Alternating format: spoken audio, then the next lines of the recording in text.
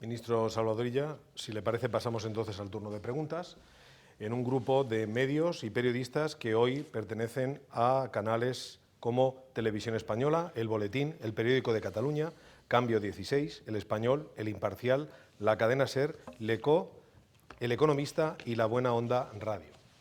Vamos, por tanto, a las preguntas. Os recordamos, compañeros, que podáis tener los canales de sonido preparados y que os identifiquéis al formular vuestras cuestiones. Comenzamos con Televisión Española. Adelante, Televisión. Sí, hola, buenas tardes, ministro. Quería preguntar, me queda un poco de duda con los paseos. En caso de las familias, pues padre, madre, que tengan varios hijos, tienen que salir por separado, uno de los dos progenitores con los dos niños y luego aparte otro paseo, pueden salir todos juntos. Me surge esa duda. Luego, por otra parte, acaba de decir que el estado de alarma es imprescindible, pero lo cierto es que cada vez menos grupos aseguran el apoyo a la prórroga del estado de alarma. Por falta de diálogo se quejan, el PP hasta ahora no tiene decidido su voto, tampoco PNV ni RC, que amenaza con votar en contra. ¿Tiene el Gobierno un plan B en caso de que alguna de las prórrogas no sea apoyada por el Congreso de los Diputados? Y una última pregunta. Esta tarde la ministra de Política Territorial hablaba en el Senado de reuniones bilaterales con comunidades autónomas en el marco de la desescalada, y teniendo en cuenta que la presidenta de la Comunidad de Madrid justo ha pedido esta mañana una comisión de trabajo bilateral, ¿se plantea Sanidad este tipo de reuniones? Muchas gracias. Muchas gracias, Alba. Respecto a los paseos, creo que lo he especificado, los paseos se pueden producir entre las 6 y las 10 de la mañana y entre las 8 y las 11 de la noche. Se pueden producir a una distancia de 1 kilómetro del domicilio en que se habite, personas mayores de 14 años con un conviviente y un paseo al día. Los paseos con los niños siguen regulados en las mismas condiciones. Recuerden la regla de los 4 unos, simplemente se restringe la franja horaria para que no coincidan con las personas adultas, con las personas mayores. Eso es muy importante, que no haya coincidencia ni con las personas mayores ni con las personas dependientes. Se restringe la franja horaria de 12 a 7, excepto en los municipios de menos de 5.000 habitantes, que por sus características no aplican las franjas horarias. Respecto al estado de alarma, yo he sido muy claro y lo quiero volver a ser. El estado de alarma ha funcionado. Se ha beneficiado el conjunto de comunidades autónomas y el conjunto de españoles. Y yo creo que es un hecho objetivo. 14 de marzo, más del 35% de incremento diario de contagios. Tu último dato conocido, 6,0% de incremento. Si quieren ustedes, demos la media que tenemos como objetivo esta semana, 1%. Esto ha funcionado. Y para la fase de desescalada es imprescindible el estado de alarma. A partir de aquí, cada cual tiene que adquirir y asumir las responsabilidades y ejercerlas como entienda más conveniente. Pero el estado de alarma, en un proceso muy complejo de desescalado, donde hay que seguir, lamentablemente, restringiendo la libre circulación en algunos aspectos, en los que están previstos en el plan de sanidad, es imprescindible a nuestro juicio. Y respecto al anuncio que me comenta usted que ha hecho la ministra de Política Territorial, no conozco en sus términos exactos este anuncio, pero nosotros hemos venido siempre manteniendo una relación muy estrecha y muy cordial con el conjunto de comunidades autónomas, en reuniones a varias bandas, en el marco del interterritorial del Sistema Nacional de Salud. He dicho que nos hemos reunido 23 veces, esta semana 2 reuniones ya, y cuando ha sido necesario hemos hecho reuniones bilaterales y no hay ningún inconveniente, al contrario, en seguirlas haciendo si así lo solicita alguna de ellas o así lo considera oportuno. Ministro, continuamos con las preguntas. Son todavía 9 turnos de palabra. Si le parece concentrar de nuevo la explicación de manera concreta sobre las franjas de las distintas horas en las que distintos colectivos podrán, a partir del día 2, realizar estas actividades, y continuamos inmediatamente con el boletín. Esté preparado y, si le parece, ministro, le invito a que podamos de nuevo concretar las franjas y los colectivos. Bueno, las franjas horarias son las franjas de 6 a 10 de la mañana y de 8 a 11 de la noche. Ahí en esa franja horaria está permitida el deporte individual sin contacto con terceras personas y los paseos para personas adultas de más de 14 años. Está la franja reservada a personas dependientes, que es entre 10 y 12 de la mañana y 7 y 8 de la tarde, y está la franja reservada para paseos de niños, que es entre 12 y 7 de las 12 y las 12 del mediodía y las 7 de la tarde, excepto en los municipios de menos de 5.000 habitantes. ¿Y lo de los mayores de 70 años? Los mayores de 70 años tienen que también pasear, ejercer su actividad de paseo en la franja reservada para personas dependientes, es decir, entre las 10 y las 12 y las 7 y las 8 de la tarde. Pregunta ahora el boletín. Adelante. Hola, buenas tardes. Soy Gustavo García del Boletín. Una duda. El límite en los paseos de los adultos es de 1 hora, si no he entendido mal, y en las actividades deportivas no hay límite horario más allá de las propias franjas y tampoco de distancia. Y luego también quería saber si desde Sanidad se ha dado alguna indicación, alguna recomendación a los ayuntamientos en este nuevo escenario, si hay que abrir espacios verdes, cegar el tráfico en algunas calles, si se ha dado algún consejo o alguna guía. Gracias. Gracias. Hemos limitado los paseos y la actividad física a la distancia de 1 kilómetro en el radio del domicilio y a la actividad física a no sobrepasar los límites del propio municipio. Los municipios, si lo consideran oportuno, pueden habilitar espacios o recomendar que se haga la actividad en espacios determinados. Si lo hacen, será, verdad, recomendable en el sentido de que ayudará también a evitar aglomeraciones, que es siempre muy aconsejable que se eviten. Pregunta ahora el Periódico de Cataluña. Adelante. ¿Qué tal? Buenas tardes, ministro. 2 preguntas. Acaba de decir que ha funcionado el estado de alarma, pero si no pudiera prorrogarse por falta de apoyos, ¿qué pasaría? ¿Estaría en peligro el plan de desescalada tal como lo está planteando su Ejecutivo? Y otra pregunta. Zaragoza va a cortar el tráfico a avenidas grandes para facilitar el distanciamiento social durante las salidas de este fin de semana. ¿Recomienda usted que se haga en las principales ciudades también? Gracias. Bueno, pues respecto a la primera pregunta, gracias Pilar, me has formulado 2 preguntas. Yo, en fin, no puedo más que constatar las cosas que he constatado. El estado de alarma ha funcionado en nuestro país. Recordar que el virus no está vencido, que no hay que perderle el respeto, y recordar que la desescalada, la transición a la nueva normalidad es un proceso muy complejo para el que no hay manual de instrucciones ni hoja de ruta previa y para el cual es necesario restringir la movilidad de los términos en que se prevé en el propio plan. A partir de aquí no le puedo decir nada más porque cada cual tiene que asumir las responsabilidades que le correspondan.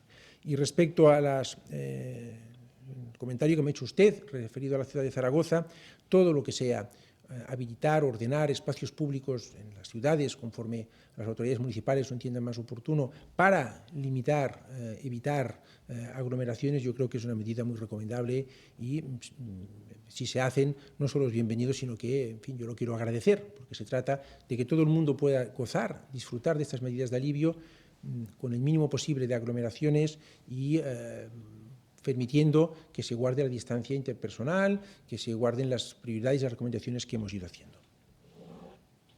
Cambio 16, pregunta ahora. Adelante. Buenas tardes, ministro. Soy Juan Emilio Ballesteros de Cambio 16. En efecto, no hay manual de instrucciones para afrontar la desescalada y usted ha dicho que solo tiene alguna certeza o que solo se van teniendo certezas. No sé si esa certeza está si el virus madruga o no. Desde luego a las 6 de la mañana no creo que se vaya a producir una salida explosiva. Al igual que existen cada vez más certezas de que la expansión del virus tiene que ver con la temperatura, el incremento de esa expansión, se puede afirmar que se expande también con la contaminación. En ese sentido, Francia acaba de declarar que la bicicleta será la reina del desconfinamiento. Se ha hablado de que Zaragoza va a abrir algunas calles a los peatones, Barcelona cerrará el tráfico 44 calles. ¿Qué tiene que ver la contaminación con la expansión del virus? Y en cuanto, lo ha comentado también, la unidad que tiene que haber en torno al estado de alarma, que se está quebrando cada vez más. Las comunidades regidas por nacionalistas están pensando en si van a continuar apoyando al gobierno. Las comunidades del PP ya han dicho que lo tienen muy difícil. Incluso el socialista Javier Lambán ha llegado a decir, un poco, en plan exclamativo, que salvar la vida de Aragonés está muy por delante de salvar políticamente a Pedro Sánchez. Una afirmación que es posible con la que esté de acuerdo el propio presidente del gobierno. ¿Cómo piensa mantener la unidad en medio de este clima? Pues muchas gracias, Juan Emilio, por sus 3 preguntas. Efectivamente, no hay manual de instrucciones en el plan de desescalada. El Gobierno ha presentado un plan venimos trabajando en él desde hace varias semanas, con un conjunto muy amplio de expertos. Se han analizado todas las propuestas que nos han hecho llegar las comunidades autónomas. El plan recoge alrededor de un 80% de las propuestas que nos han remitido.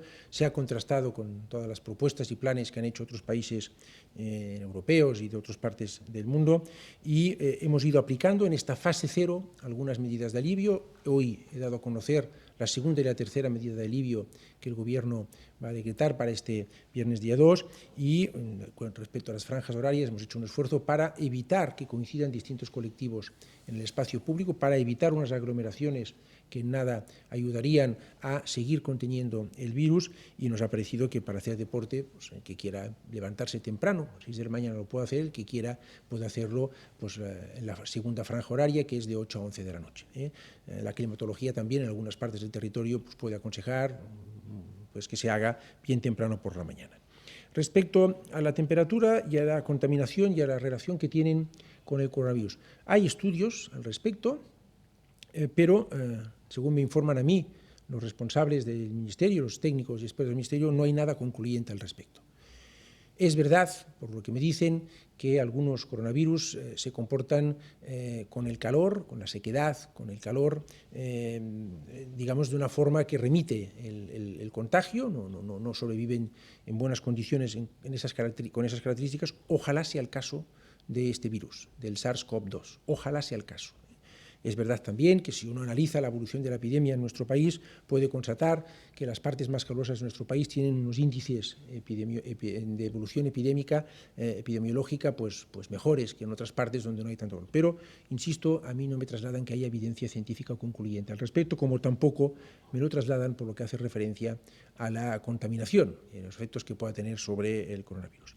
Y respecto a la unidad, pues mira, el Gobierno no va a entrar en ningún tipo de reproches con nadie, ni con otras instituciones, ni con otras formaciones políticas, ni con otros colectivos. El Gobierno tiene un único adversario, que es el COVID-19, y está enfocado y centrado en ello. El presidente del Gobierno ha hecho reiteradas apelaciones a la mano tendida y a construir una unidad para combatir nuestro único adversario, que es el COVID-19, y para convocarnos todos los españoles a un esfuerzo colectivo de reconstrucción de nuestro país. A partir de ahí, cada cual es libre de tomar sus decisiones y de explicarlas al conjunto de los ciudadanos españoles, que tendrán que valorarlas. Es el turno ahora del Español. Adelante. Hola, ¿qué tal, ministro? Soy Alberto Prieto, del Español. Comenta usted que no hay manual de instrucciones, pero seguro que hay algunas instrucciones que podemos dejar claras, que en el periódico estamos queriendo informar de alguna cosa y no lo hemos conseguido. He preguntado en el Ministerio de Trabajo, en Economía y Economismo, y ayer mismo en Sanidad, y tampoco me dieron respuesta. ¿Puede el ministro y autoridad delegada explicarme cuándo podrán retomar la actividad las obras menores no urgentes, es decir, las clásicas reformas? Y aclarar si el Zara de Gran Vía en Madrid o la FNAC de la Diagonal en Barcelona son o no grandes superficies, para saber en qué fase podrán abrir. Quería preguntarle por qué en España no se va a obligar al uso de centrallas en el transporte público, como sí que hacen Italia, Francia o Alemania, que incluso ha tenido que parar su desescalada por uno de los contagios. Si hay alguna razón concreta, científica, en qué nos basamos nosotros para la decisión. Y creo recordar, por su intervención ahora en la comisión parlamentaria, que ha comentado que a inicios del año que viene puede haber una vacuna, que son las informaciones que ustedes están manejando en el Ministerio. Querría que abundara un poco más en esta información. ¿En qué se basa? ¿De qué proyectos estamos hablando? Si alguno de ellos es español o está participando en algún laboratorio de nuestro país. Y si, ya que no va a haber test para todos, como ha dicho la comisión, habrá vacunas para todos, y si están pensando ya en eso, en cómo van a hacerlo. Muchas gracias. Muchas gracias.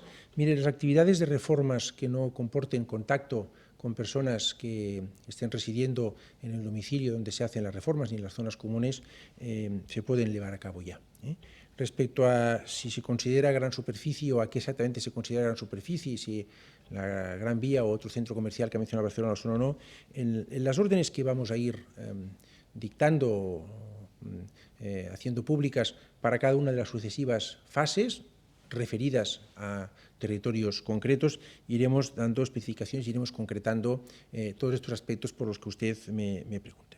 Respecto a las mascarillas y su uso en el transporte público, En este momento nosotros tenemos una recomendación de uso de mascarilla en aquellos casos en que no se pueden cumplir las 3 prioridades que hemos ido resaltando constantemente: la distancia interpersonal de 2 metros, ideal mínimo de 1 metro, 1,5 metros, el lavado de manos o la higiene de espacios públicos. Es también lo que está en línea con las recomendaciones que hacen las autoridades internacionales, la Organización Mundial de la Salud o el ICDC. Le quiero decir, sin embargo, que todos estos asuntos están en permanente revisión por parte del Ministerio, conjuntamente con el Comité de Desescalada, que se ha reunido hoy por primera vez. Y, por tanto, si en este sentido hubiera algún cambio de criterio, evidentemente lo daríamos a conocer a la máxima brevedad. Pero, de momento, lo que tenemos es una recomendación de uso de la mascarilla cuando no se pueda cumplir, sobre todo con la distancia interpersonal recomendada. Respecto a la vacuna, yo he comentado, me parece que ha sido en mi réplica a una intervención de un portavoz de un grupo parlamentario, que efectivamente la información de la que disponemos es que durante el primer semestre, no a principios de año, durante el primer semestre del año que viene, es muy posible que se haya desarrollado alguna vacuna. Hay en estos momentos en el mundo más multitud de proyectos, hay un esfuerzo científico de la comunidad científica pues impresionante para contrarreloj descubrir aspectos desconocidos todavía del virus y encontrar terapias y vacunas. Cuando encontremos una terapia o una vacuna, habremos vencido definitivamente el virus. Hasta entonces hay que convivir con él, nueva normalidad a la que siempre apelamos. Pues les decía que hay más de 70 proyectos relevantes en este sentido, están siendo seguidos por la Organización Mundial de la Salud, por las autoridades europeas y también por el Ministerio de Sanidad, básicamente por la Agencia Española de Medicamentos y Productos Sanitarios. España está haciendo un seguimiento atento, está también potenciando algunos proyectos de desarrollo de vacuna en nuestro país y, como no puede ser de otra manera, estamos muy atentos a cómo evoluciona esto para posicionarnos adecuadamente. Y respecto a los test, nosotros somos uno de los países que realiza más test de diagnóstico, según todos los rankings que se puedan consultar. Hemos realizado 1.300.000 test de diagnóstico PCR y diagnóstico rápido, de PCR más de 1 millón de test. Estamos en un promedio diario de entre 40 y 47.000, según los datos que nos proporcionan las comunidades autónomas, y estamos trabajando para hacer todavía más test. Y se van a hacer estos test, se están haciendo y se van a hacer conforme a los criterios que nos recomiendan los epidemiólogos, siempre con una única estrategia de testeo, siempre bajo la dirección o bajo la prescripción de un médico y siempre vinculando el resultado del mismo al sistema de salud para que se pueda hacer un adecuado seguimiento de aquellas personas que hayan dado positivo. Pregunta ahora el imparcial. Adelante. Buenas tardes, señor ministro. Me llamo Javier Cámara. Quería preguntarle, en plan sanitario, millones de personas ya están saliendo de sus casas, más van a salir este fin de semana, y no saben si están infectados o si son inmunes porque no se han hecho el test, no se han podido hacer, como usted dice, pues tampoco hay para todo el mundo. ¿Le preocupa que vayamos a ciegas y se pueda producir por esta causa un rebrote que no esté previsto? Y por otra parte, no me ha quedado muy clara la contestación antes a las preguntas de una compañera. ¿Exactamente en qué escenario estaríamos si no se aprobara una cuarta prórroga del estado de alarma? ¿Qué efectos tendría esta no aprobación del estado de alarma en lo que es todo el proceso de desescalamiento? Muchas gracias. Buenas tardes. Muchas gracias, Javier. El Gobierno no va a ciegas. El Gobierno, cuando presenta un plan de transición a la nueva normalidad, es porque lo ha estudiado durante varias semanas, ha consultado a multitud de expertos, ha recogido todas las propuestas de las comunidades autónomas, lo ha contrastado con otros planes de otros países de nuestro entorno y tiene unos indicadores epidemiológicos que ustedes conocen porque diariamente se hacen públicos y son comentados y explicados por parte del doctor Simón, que indican una evolución muy clara de la epidemia. Le he dado un dato, pero hay más en los informes que hacemos cada día, le he dado el dato de número de incremento medio de contagios, 35% a 0,6%, pero usted puede ver el incremento de UCIs, el incremento de hospitalizaciones, propio número de fallecidos, por cierto, a cuyos allegados y familiares expresamos, como siempre, nuestras condolencias. Puede ver también la incidencia acumulada en los últimos 14 días, y en los informes se ven las gráficas con un claro descenso. Incluso los informes del Centro Nacional de Epidemiología pues hablan de la famosa R, de la tasa de reproducción. Todos los indicadores apuntan a una tendencia de control del virus, aunque no podemos bajar la guardia y hemos de estar alerta. Por tanto, el Gobierno no va a ciegas. Esta evolución es la que permite ir tomando estas medidas de alivio que he comentado y la que permitirá, cuando las autoridades autónomas nos hagan sus propuestas y nos hagan llegar los indicadores que figuran en el anexo 1 del plan y podamos constatar que han desarrollado las capacidades estratégicas necesarias para poder entrar en fase 1, que hay unos indicadores de alerta temprana, de seguimiento de casos que nos dan las garantías de que podemos detectar muy precozmente si hay un rebrote. Cuando se produzca todo esto, a partir del 11 de mayo, cuando se den estas circunstancias, en aquellos territorios en que se den, podremos empezar este proceso de transición hacia la nueva normalidad. En un escenario ideal, este proceso puede durar 8 semanas, pero justamente una de las cuestiones más relevantes del plan es, aparte de su asimetría, se hará donde se den las condiciones para que se pueda hacer. Aparte de su asimetría, digo, su flexibilidad. Cuando no se den estas condiciones, no se va a proceder a avanzar, por así decir, a la fase 1 o de la fase 1 a la fase 2. Y además, también cada fase tiene un periodo mínimo de 14 días, que es un periodo de incubación, como ustedes saben, de la enfermedad. Por tanto, el tiempo suficiente para ver los efectos que el cambio de fase ha tenido sobre la evolución de la epidemia. Respecto al estado de alarma, yo no tengo más que añadir. Quiero decirle, es una constatación que ha funcionado, esto me parece que es evidente. Es una constatación que, si no se aprueba, no se podrán restringir derechos fundamentales, y es una constatación que, para que podamos implementar adecuadamente este proceso tan complejo en España y en todas partes, que es la transición hacia la nueva normalidad o la desescalada, hace falta restringir la libre circulación, porque si no, corremos riesgos, a juicio al menos de este ministro que les habla, corremos riesgos que no merece la pena correr. A partir de aquí yo no le puedo decir ni más ni menos que esto. Es la cadena SER quien pregunta ahora. Adelante. ¿Qué tal? Buenas tardes. Javier Carrera, de la cadena SER. Varias cuestiones, ministro, muy concretas sobre los umbrales mínimos para poder pasar de fase en este proceso de desescalada. ¿Cuándo van a publicarlos? ¿Cuáles serían? Y en ese sentido, Fernando Simón ha expresado esta mañana que es posible que la desescalada se retrase más en comunidades como Madrid y en Cataluña. Quería saber si cree usted que podrán pasar a la fase 1 el 11 de mayo. Otra duda muy concreta es cuándo se va a publicar la orden para establecer las condiciones para actividades como la peluquería y los restaurantes con comida para que puedan reabrir el lunes. Y le traslado también algunas dudas muy concretas sobre estas franjas horarias, dudas que nos trasladan a veces los oyentes para poder pasear, para hacer deporte. ¿Qué pasa si coinciden con sus horarios de trabajo? Saber también si el adulto que sale con el niño puede volver a salir a pasear, y si entre las actividades deportivas, por ejemplo, se encuentra el surf, que es algo importante en las zonas de costa. Muchas gracias. Muchas gracias. Estamos trabajando en una orden de procedimiento que aclarará aquellos umbrales de los indicadores que forman parte del anexo 1 del Plan de Desnación. Gracias, Javier, por tus 4 preguntas. Esto, por tanto, cuando estemos en disposición de publicar esta orden, yo le llamo de procedimiento porque indicará el procedimiento concreto, se conocerá esto, pero me quisiera insistir en que la valoración no va a ser una valoración determinista ni cuantitativa, va a ser una valoración cualitativa. Es decir, hay unos indicadores, hay unas capacidades, pero debido también a la distinta situación, a la riqueza de nuestra realidad territorial, va a ser imprescindible, o lo hemos dicho siempre, una valoración cualitativa del conjunto de indicadores que se hará conjuntamente con la comunidad autónoma y que en última instancia el Ministerio pues dará su parecer al respecto. No le puedo decir qué comunidades autónomas estarán en disposición de avanzar a la fase 1 el día 11 de mayo, no se lo puedo decir.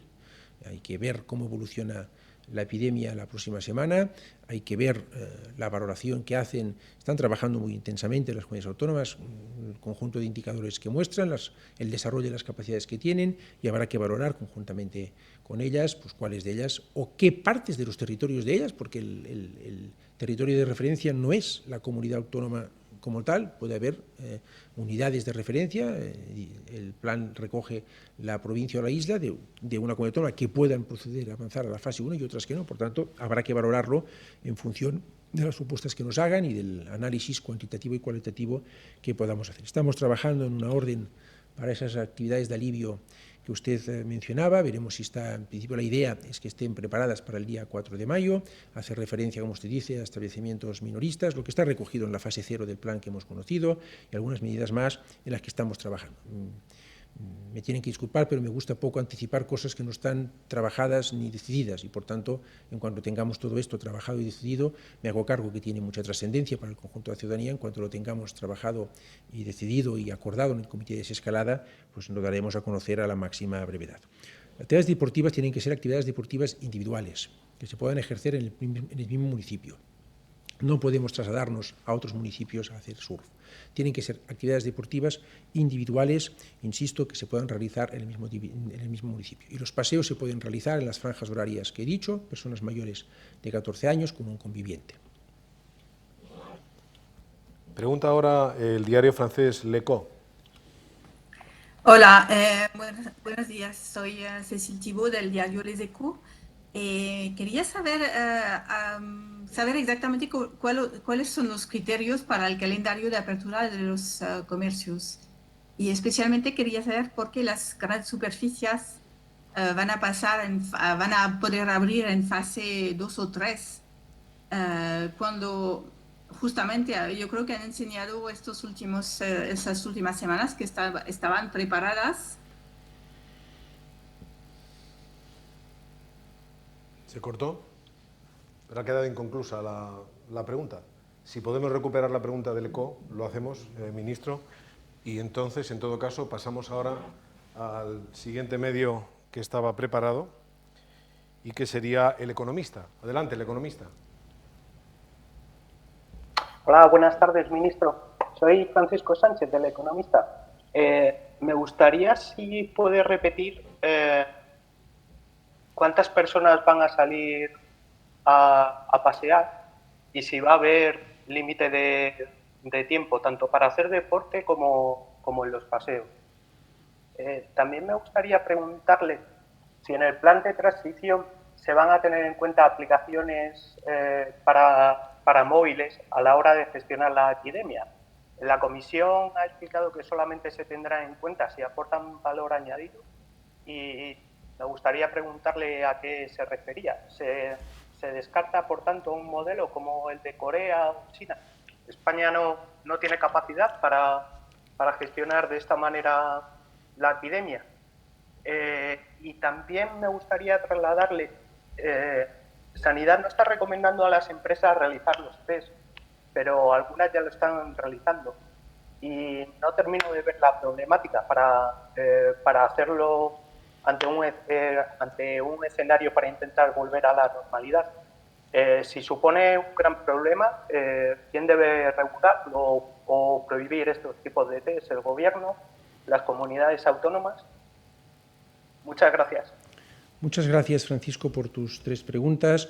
Los paseos y la actividad física se pueden realizar entre las 6 y las 10 y las 8 y las 11 de la noche. Se puede realizar un paseo al día con un conviviente a 1 kilómetro del domicilio y la actividad física en el propio municipio. Vamos a la mayor brevedad. Yo creo que mañana mismo vamos a sacar una guía con todas las preguntas y respuestas posibles al respecto para que todos los ciudadanos, de una forma muy didáctica, puedan tener a disposición toda la información. Insisto, no quiero que, en fin, me parece que es relevante. Municipios de menos de 5.000 habitantes no hay franjas. En estos municipios entendemos que no hay un riesgo de aglomeraciones por las propias características y el número de habitantes que albergan los municipios y, por tanto, en esos municipios, en España, digamos, más rural, no hay franjas horarias. Ahí, entre las 6 de la mañana y las 11 de la noche, digamos, siempre respetando, naturalmente, evitar aglomeraciones y respetando la distancia interpersonal, se puede salir a hacer estas actividades permitidas de alivio, niños, actividad física, paseo de adultos y huertos, a cualquier hora. Respecto a la transición y al uso de aplicaciones, hay multitud de aplicaciones al respecto. Yo lo que he dicho en la comisión y lo que reitero aquí es que estamos haciendo un esfuerzo juntamente con la vicepresidenta tercera de Economía y Inteligencia Artificial de conocimiento y seguimiento de todas las aplicaciones disponibles para ayudarnos en el combate contra el COVID. Lo único que he dicho es una cosa de sentido común, las vamos a usar si nos aportan un valor añadido. Utilizar una aplicación porque la utilizan otros países o utilizarla por utilizarla, pues no. La utilizaremos en aquella medida en que encaje con nuestra estrategia, que está diseñada en el plan de transición. Hemos especificado muy claramente qué buscamos en cuanto a detección precoz de casos, a seguimiento de contactos de ellos, en la medida en que estas aplicaciones faciliten el trabajo, ayuden a lograr estos objetivos, ningún inconveniente en usarlas. De hecho, ya hay muchas comunidades autónomas, el propio Gobierno ha sacado algunas aplicaciones que están sirviendo bien como vehículo de información, bien como vehículo de detección de casos probables. Por tanto, en la medida en que ayuden, pues lo haremos siempre respetando al máximo los derechos y las libertades de los ciudadanos. Y respecto a los test, yo quiero recordar, y agradezco su pregunta, Francisco, que hay una orden vigente del Ministerio de Sanidad que además hicimos después de comentarla con las comunidades autónomas y a petición de algunas comunidades autónomas, que indica que en España hay una única estrategia de testeo, equitativa, que no distingue entre si uno puede pagarse el test o no se lo puede pagar, o si uno trabaja en una determinada organización empresarial o no trabaja en una organización empresarial. Es una única estrategia de testeo dirigida por las autoridades sanitarias, en este caso por los responsables máximos de cada comunidad autónoma, conforme a unos protocolos que están también en permanente revisión, que indican a qué personas hay que realizar test de diagnóstico. Son las personas con sintomatología grave, leve o grupos de riesgo que indican esto, y estos son los criterios con los cuales hay que administrar los test. Y yo también quiero resaltar que ha habido, en este caso, profesionales deportistas profesionales que cuando se les ha ofrecido han dicho muy claramente, oiga, los test se tienen que hacer a quien dictaminen las autoridades sanitarias, y siempre los test se tienen que hacer bajo prescripción médica y comunicando el resultado de los mismos a las autoridades sanitarias. Entonces, esta orden establece que aquellas organizaciones que dispongan de cualquier tipo de test de diagnóstico, bien sean PCRs, bien sean test de diagnóstico rápido, lo tienen que poner, si no lo han hecho ya, deberían de hacerlo inmediatamente, lo tienen que poner en conocimiento de la autoridad máxima de su comunidad autónoma y atenerse a las indicaciones que esta autoridad les dé en materia de testeo. Vamos ahora a La Buena Onda Radio, creo que es quien está preparado. Adelante. Sí, hola, buenas tardes, ministro. Soy Manuel Méndez de La Buena Onda Radio.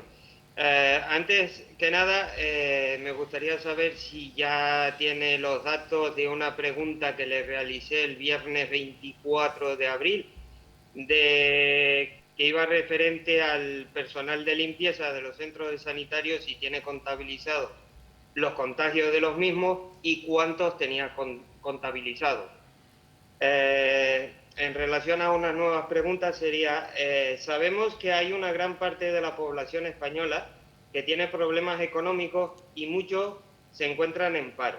¿El gobierno tiene contemplado apoyarlos para que se realicen la prueba contra el COVID en caso de presentar síntomas?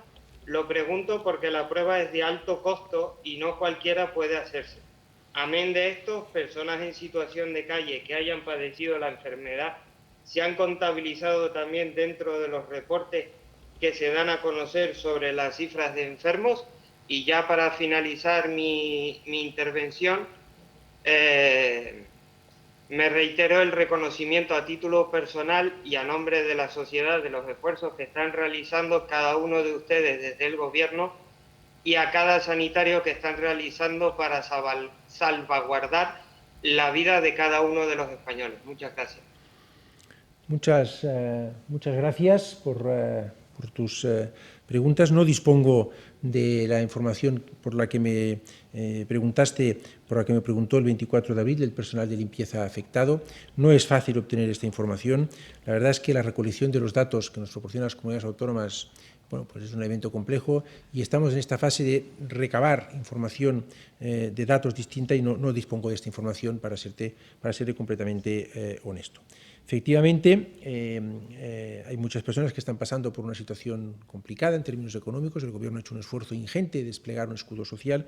Los test de diagnóstico COVID-19 son test gratuitos. Y yo he leído, como usted, que si hay laboratorios, los test se hacen de forma gratuita en el Sistema Nacional de Salud, como no puede ser de otra manera, y así va a seguir siendo. Por eso insistimos que tiene que haber un único sistema de testeo de diagnóstico para aquellas personas que reúnen las condiciones para que se les administre este test y puedan ser diagnosticadas y, en caso de que den positivo, hacerse un seguimiento de la evolución de la enfermedad en ellos. Por tanto, insisto en esta idea. Todas las personas con independencia de si están en centros de salud, en un hospital o en su domicilio, que tengan sintomatología compatible con el COVID, es decir, fiebre, tos, cansancio, algún tipo de afectación respiratoria, deben de ponerlo rápidamente en conocimiento de las autoridades sanitarias y se les administra a la mayor brevedad posible el test de diagnóstico para conocer si efectivamente están o no están afectadas de coronavirus. Y respecto a sus últimas palabras de reconocimiento, pues yo la verdad que se las agradezco de corazón, pero me va a permitir, ya lo hice la otra vez, que las traslade o las haga extensivas al conjunto del personal sanitario, al conjunto de los profesionales sanitarios de todo nuestro país, todo el personal que está trabajando en los sistemas, en los establecimientos sanitarios, por el enorme esfuerzo que han hecho, y también al conjunto de la ciudadanía española por su ejemplar comportamiento en estos días. Esto es una tarea colectiva. Una tarea colectiva de todas y de todos con un único adversario, que es el COVID-19, y de momento las cosas, trabajando así, no nos van mal, aunque no hemos de bajar la guardia. Se cortó la comunicación, ministro, con l'ECO francés y creo que podemos recuperarla, aunque simplemente a través de audio, pero vamos adelante. Sí, hola, buenos días. No, era solamente, no sé si exactamente dónde se cortó mi comunicación, pero bueno, era para saber exactamente por qué las grandes superficies no podían abrir cuando ya habían enseñado que eran capaces, tenían que esperar para abrir cuando habían demostrado que estaban capaces de organizar los flujos y las distancias entre las personas sin problema, ¿no? Quería saber qué contacto tenéis vosotros para establecer el plan con las asociaciones profesionales de gremios distintos, que sea hostelería o comercios, porque todo el mundo está descontento, parece, del sistema, que parece un no sistema. Muchas gracias, Cecil, por tu pregunta. Yo personalmente no he tenido contacto con la Asociación de Grandes Superficies, pero me consta que colegas del Gobierno han tenido contacto no con sino con muchos representantes de los distintos sectores económicos de nuestro país.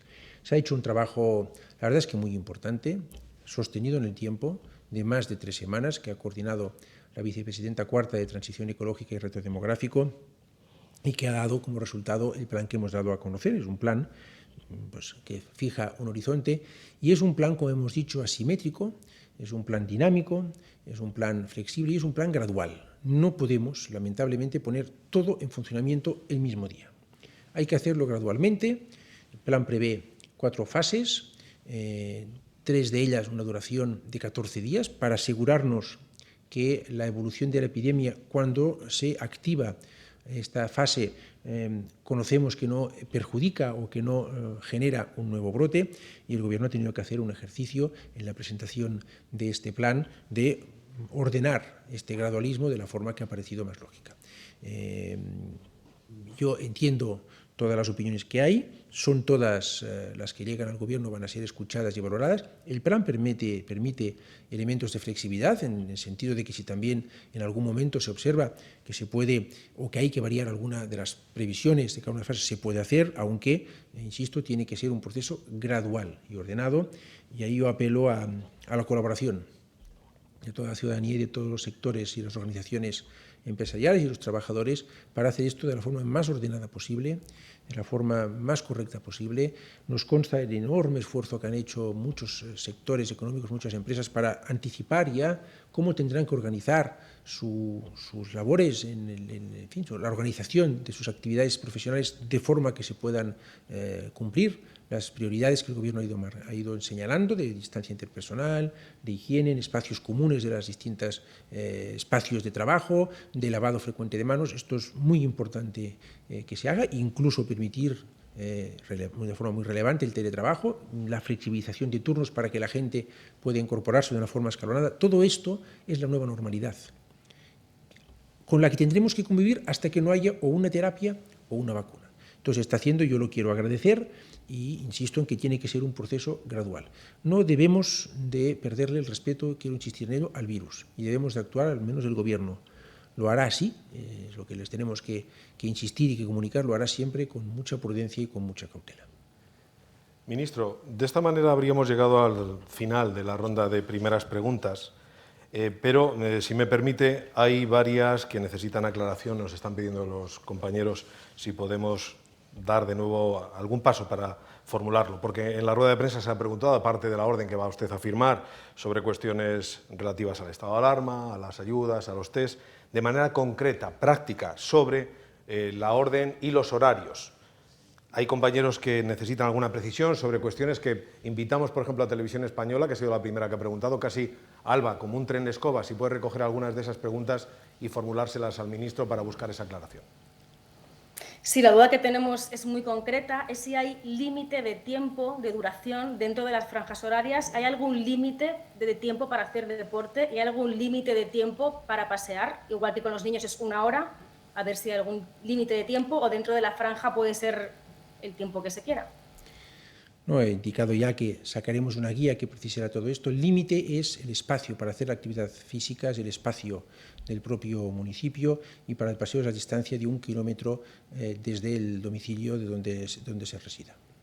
A la espera, por tanto, de esa guía que publicará próximamente la Secretaría de Estado de Comunicación, pedimos para finalizar la rueda de prensa, ministro, si es tan amable, que volvamos a recordar de manera esencial, concreta, las franjas horarias para el próximo sábado, también los colectivos, las personas a las que afecta cada una de esas franjas. Bueno, pues con mucho gusto. Las franjas son las siguientes. Para municipios de más de 5.000 habitantes, de 6 a 10 de la mañana y de 8 a 11 de la noche, se pueden realizar actividad física individual sin contacto con terceras personas y en el propio término municipal, y paseos personas de más de 14 años a 1 kilómetro de distancia del propio municipio. Se puede realizar de 10 a 12 y de 7 a 8. Aquellas personas que tienen algún tipo de dependencia o personas mayores de 70 años pueden realizar también paseos en esta franja horaria. Y los niños menores de 14 años pueden realizar sus paseos en los términos que ya se dieron a conocer entre las 12 horas y las 7 horas de la tarde. En municipios de menos de 5.000 habitantes no aplican estas restricciones o estas franjas horarias, sino que se puede realizar cualquiera de estas actividades entre las 6 de la mañana y las 11 de la noche. Les quiero recordar, como ya he insistido en varias ocasiones, que habrá mañana una guía disponible para que todos ustedes puedan consultar esto con todo detalle. Muchas gracias, ministro de Sanidad, Salvador Illa, y gracias a los medios participantes. Buenas tardes.